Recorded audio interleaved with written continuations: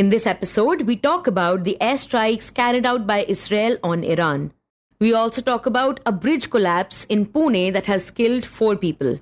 But first, we talk about the Ahmedabad plane crash and the challenge that the families of those who died are facing. Hi, I am Niharika Nanda, and you are listening to 3 Things, the Indian Express news show. Since last Thursday, the family members of the 241 people who died in the Air India plane crash have been left grappling with questions that still don't have any answers. Questions about what exactly led to the crash, whether it was a technical failure, a human error, or something that could have been prevented. Now, investigators, including teams from the US, have already started looking into the incident. In the meantime, however, families are facing another, more immediate challenge: identifying the bodies of their loved ones, many of which have been charred beyond recognition. Now, to help with the identification, authorities have been using DNA testing. But by Sunday morning, only a handful of passengers had been identified through this method. To walk us through the ongoing process and what the families are going through right now, we are joined by the Indian Express's Parimal Dabhi, who has been reporting on the crash for the paper. Parimal, can you talk about the challenges that the families of the victims are facing right now, especially when it comes to identifying the bodies? Yes, of course. The families are going through very difficult time ever since they are heard about this plane crash.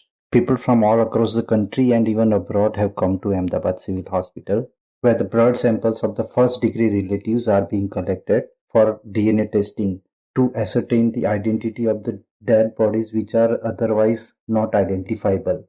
This is being done at the state-run BJ Medical College. The authorities have designated its examination hall, popularly called as Kasauti Bhavan, here for collecting the blood samples of the close relatives to ascertain the identities of the dead bodies. The families are thronging this place to give their blood samples since June 12 when the incident was happened. They were given time of 72 hours to confirm whether the DNA samples have matched with any of the dead bodies or not. So after giving these blood samples, the family members are eagerly awaiting the results while not leaving Ahmedabad. Some of them have taken accommodation at local hotels. They go there for a few hours and then come back, and they stay at the BJ Medical College itself. By Sunday morning, around 31 DNA samples had matched with the dead bodies, and the authorities have already handed over 12 dead bodies to their respective families. And Parimal, the families of the deceased are obviously going through a very tough time, and you also had the opportunity of speaking to them. Tell us, what did they have to say? Yeah, actually, so all of them are having a feeling of shock and grief. When we reached them out, many of them chose not to speak with their eyes filled with tears. Some of them who chose to speak with us had last personal memories of the deceased, how they were joyful while seeing them off, and how within hours the feeling turned into that of grief, sorrow, and despair. For example, a newly married girl from Jodhpur in Rajasthan was going to London to her in-laws for the first time after her marriage. Her entire family from Rajasthan had come to see her off at the Ahmedabad airport. And when they were on their way back to Jodhpur, after seeing her off at Ahmedabad airport, they got the news of the plane crash, and they immediately returned to Ahmedabad midway. This family has been stationed at BJ Medical College since then. Her father refuses to talk, and he cries profusely as other families are speaking to the media persons and they are explaining their ordeal. A girl from London with Indian origin in Surat had come to surprise her family after getting engaged 2 months back in London. And after giving her family the surprise, the girl along with her fiance was going back to London, and these two are among those dead in this plane crash. The deceased uncle, who was stationed at the Kasauti Bhavan, could not speak any further while breaking into tears while talking to the Indian Express. So all of the relatives, they are having such personal tragedy stories to tell. And while we are talking about the deceased, we should also talk about the lone survivor from the crash, a man named Vishwas Kumar Bhalaiya. Do we know how did he manage to survive, and could he recall what happened? Yes, so Vishwas Kumar, he had a miraculous escape. He's undergoing treatment at Ahmedabad Civil Hospital right now, and he has said that on his side of the window, the door broke as the plane crashed, and there was some space to get out, and he escaped. Vishwas has said that he was unable to believe that he was alive, but as he could realize that he has survived, he unbuckled the seat belt and got out from the little space of the window. Vishwas has said that he saw many of the passengers and crew members dying in front of his eyes in the plane while he was escaping. As Vishwas came out of the rubble, he was rushed to the Ahmedabad Civil Hospital, which is close by, in an ambulance. He is under treatment at the civil hospital, where during his visit, Prime Minister Narendra Modi also met Vishwas. Vishwas has also said that after taking off, it felt like that the aircraft was stuck for 5 to 10 seconds, and then, in an attempt to pick up the speed, it crashed into the BJ Medical College buildings. The state government has issued statement as he's responding well to the treatment. So yeah, he's fine basically right now. He's undergoing treatment, but it seems he's out of danger.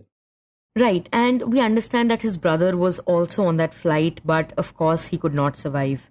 And when we're talking about the other passengers, we should also mention former Gujarat Chief Minister Vijay Rupani. He was also one of the people who was on that plane. Can you tell us why was he traveling to London, and has his family said anything about what happened? Yes, so Vijay Rupani, he's one of the persons who passed away in this crash. He was on his way to London to meet his daughter Radhika, as some religious function was planned there. His wife Anjali Ben had already reached there, along with some of the close family friends and relatives, and all of them were awaiting Vijay Bhai. Some of the family sources here told us that Vijay Bhai had even called Anjali Ben after boarding the plane. They also said that this trip was planned by Vijay Bhai after postponing it for a couple of times in the past for different reasons, including by-elections in Punjab, as he is the BJP in charge for the state. Now, the plane we know had crashed into the BJ Medical College. What did the students, faculty, and the staff go through when this happened? What was their experience like? So, actually, this plane crashed into the mass of this BJ Medical College hostel and four of its blocks, in which four students and a doctor's wife they have died. Several medical students have also got injured in the incident. And after this mishap, the students were immediately evacuated and they have been provided another accommodation in the campus of the medical college itself. 2 days after the mishap, the students have been allowed to access the blocks to take back their belongings. Mostly the students have taken back their essential belongings like books, clothes, table fans, and important documents. While those injured are recuperating in the hospital, those who survived are telling the stories of their escape. A postgraduate student of Gujarat Cancer Research Institute said that he was having lunch at the mess on June 12 when this incident happened. However, he got a call for an urgent biopsy to be done at the hospital and he rushed there. As he reached the hospital, the plane crash happened. Many of the doctors are not ready to speak right now anything publicly, citing that they are under tremendous trauma and they don't want to talk about the incident. And Parimal, what has been the Gujarat state government's response to this incident? Yeah, so the state government is making every effort to make things a bit easy for the victim families. Apart from this facility of having DNA sampling at Kasoti Bhavan, a special facility has also been erected in the hospital campus for handing over the dead bodies to their families. District administration has deployed a big team of around 250 officials for helping the victim families. A help desk has also been set up at Kasoti Bhavan for providing any help to the victim families. And counselors have also been deployed to provide any help to the victims' families to cope with the trauma. It has also made arrangements for the accommodation of the families at Circuit House if anyone is willing to take accommodation there. And now, moving away from the Air India plane crash, we turn to the ongoing developments in the Middle East. On Friday, Israel carried out a series of airstrikes on Iran in what's being called its most ambitious military operation in recent years. The strikes targeted nuclear sites, military infrastructure, and killed several key military and civilian figures. The attack, of course, prompted Iran to retaliate, dramatically escalating tensions between the two nations. To understand what led to this offensive by Israel, my colleague Shashank Bhargava spoke to the Indian Express's diplomatic affairs editor Shubhajit Roy. Shubhajit, tell us, how did it all begin? What prompted Israel to launch these strikes? Well, this is Israel's one of the most ambitious, audacious military operation against Iran in recent years, where it has launched a series of airstrikes against Iran on last Friday, and it targeted nuclear sites, missile facilities, and other military infrastructure. The attack also killed some of Iran's key military and civilian personnel as well, including the scientists. So these strikes actually come after the IAEA Board of Governors on Thursday had passed a resolution declaring Iran as being non-compliant with its non-proliferation obligations. It is the first such resolution in almost 2 decades. And the resolution came on the back of a recent IAEA investigation that found Iran was conducting secret nuclear activities at 3 locations, essentially meaning that Iran was closer to making a nuclear bomb. Now, explaining Israel's preemptive strikes, Israel's Prime Minister Benjamin Netanyahu has said that Iran had taken steps that it has never taken before to weaponize enriched uranium. And he said, and I quote, "If not stopped, Iran could produce a nuclear weapon in a very short time, perhaps even within a few months." Now, this obviously alarmed Israel and Israel's military establishment, which has been monitoring Iran's nuclear program very closely. And Israel, as you know, has always considered a nuclear Iran to be an existential to itself. And preventing Tehran from developing an atomic weapon has been Netanyahu's signature platform for decades. So this development comes while Tehran and Washington are actually negotiating a deal that could prevent Iran from developing atomic weapons in exchange for sanctions relief. So that's the context in which Israel conducted these strikes. And you mentioned the kind of sites that Israel has targeted through these strikes. Talk about the kind of damage they have managed to do so far. Well, in its attack on Friday early morning, Israel claimed to have deployed 200 aircraft, around a third of its active fleet, to hit more than 100 targets across Iran, including both strategic infrastructure and key personnel. It includes the Natanz nuclear facility, which is Iran's main uranium enrichment facility, where the country produces most of its nuclear fuel. And it is located in the central province of Isfahan, and it is sort of said to be the beating heart of Iranian nuclear program. We saw, satellite images, that came out after the attack, which sort of reported that Israeli airstrikes had caused severe damage to the facility. And, that included several buildings and critical energy infrastructure, which is either destroyed or heavily damaged. And apart from that, there were key personnel of Iran's top military leadership, which included the chief of the staff of the armed forces, Major General Mohammad Bagheri, and General Hossein Salami, who was the chief of the Islamic Revolutionary Guard Corps, and which is arguably the most powerful institution in Iran. So these two are sort of the top tier military leaders in the Iranian strategic establishment. Apart from that, Israel also killed top nuclear scientists, including Faridun Abbasi, who is the former head of Iran's atomic agency, and one another scientist, Mohammad Mehdi Tehranji. Now, this is not the first time that Israel has gone after Iranian nuclear scientists, but it is, however, the first time it has done so through conventional military operations and not covert ops. So from that perspective, these were very important targeted hits. Another significant casualty was Ali Shamkhani, who is one of Iran's top politicians and negotiators, who was appointed by Supreme Leader Khamenei to oversee negotiations with Washington. And he was also killed, and he was sort of part of these ongoing Iran-US nuclear talks. We saw a very deep and targeted strikes on Iran's military nuclear facilities, infrastructure, as well as personnel. And Shubhajit, what has been Iran's response to these military strikes? So for Iran, this has become a very, very existential sort of a threat. So as expected, they also targeted Israel. You have to remember that, when Israel targets Iran, it has some of the best, fighter jets. It has acquired from the US, and it has got assistance from its European partners, UK, France, in terms of air bases. But when Iran sort of targets Israel, then it is sort of, in a sense, all alone, except for its proxies.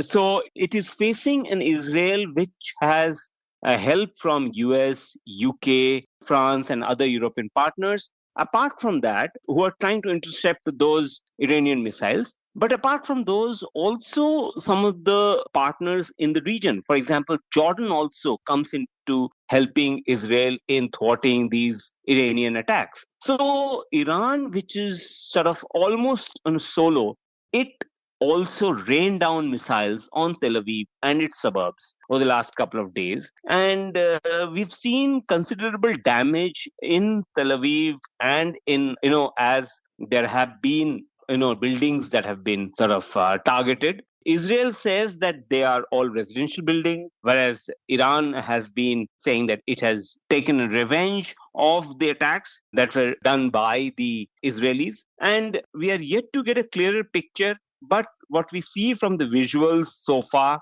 that there have been casualties in Israel in and around Tel Aviv. Obviously, Israel has also then reacted, and it has now targeted two major energy facilities in Tehran overnight. So we have seen a constant trading of attacks against each other in the last couple of days. And Shubhajit, during this, has India reacted to these developments? Yes, of course. So India has sort of taken a very nuanced stance where India has not condemned either sides, neither the Israeli airstrikes in the beginning or the Iranian counterattack, but it has sort of asked for de-escalation.